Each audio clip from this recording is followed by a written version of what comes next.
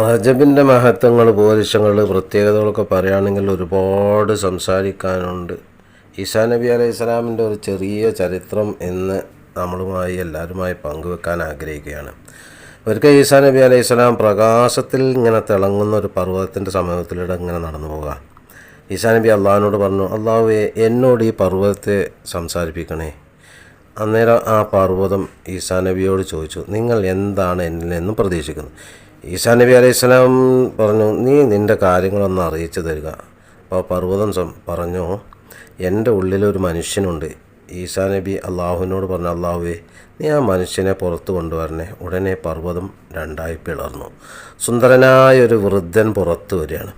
അദ്ദേഹം ഈസാ നബിയോട് പറഞ്ഞു, ഞാൻ മൂസാ നബിയുടെ സമുദായക്കാരനാണ്.